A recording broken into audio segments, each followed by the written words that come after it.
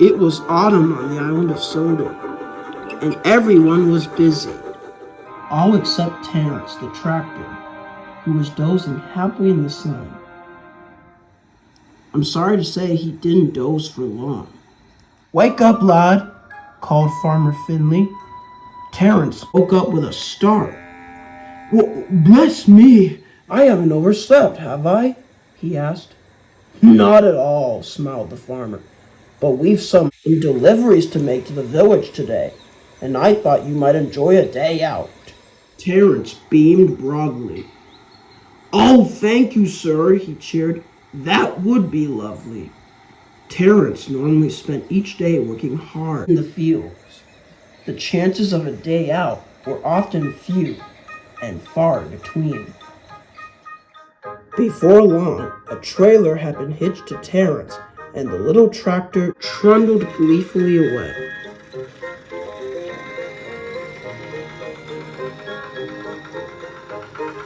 The sun shone high in the sky, birds sang sweetly, and Terrence felt more happy than ever.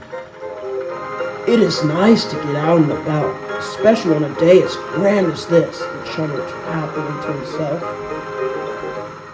Unfortunately, not everyone shared the same enthusiasm as Terrence did. Traveling to the village meant taking the road, and by the time Terrence had arrived, a line of impatient cars and buses had built behind him.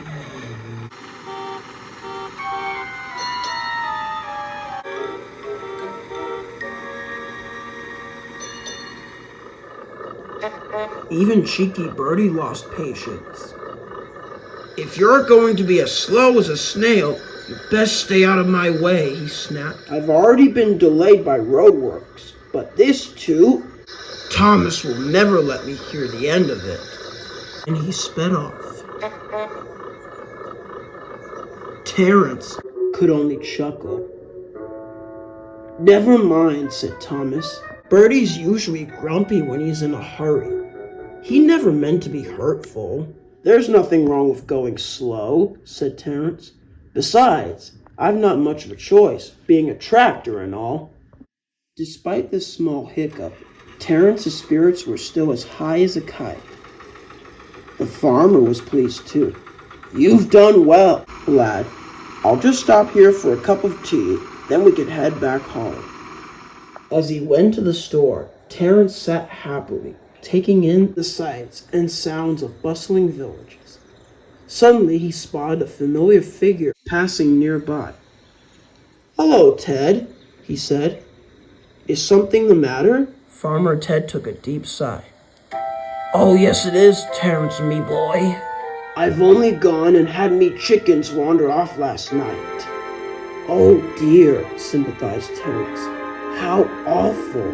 I managed to retrieve some buggers back, but half a dozen gone off. Too far for me to even see." The farmer then sighed glumly. "I'm sure you'll find the rest of them soon," replied Terrence hopefully. But Farmer Ted didn't seem so optimistic. He walked off in shame. "What a pity," sighed Terrence to himself. "It seems everyone's having a rotten day today. First Birdie, and now Mr. Ted.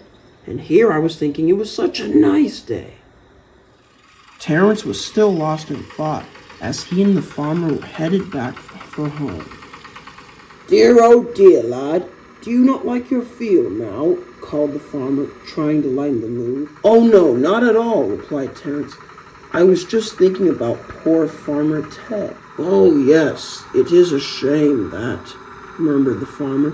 But before he could go any further, Terrence suddenly stopped. "Hang on, I can see something," the tractor exclaimed. "Look, there's something peculiar going on in that hedge over there." The farmer was unsure. "I can't see anything amiss." But he trusted Terrence's judgment, so he went to investigate. He came back in a hurry. "Well, bless me," he exclaimed. "There, hiding in the hedge, were half a dozen chickens." "Those must be Farmer Ted's," exclaimed Terrence. Thank goodness for your keen eye, lad, laughed the farmer. Good thing we were passing slowly. They might have been startled. It wasn't long till they rescued the chickens and were on their way to Ted's farm.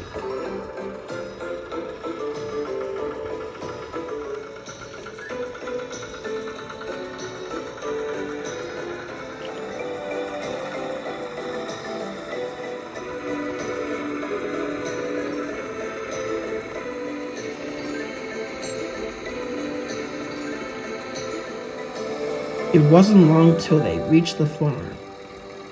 Oh, thank you, he said. I'm indebted to the both of you. Terrence smiled sheepishly.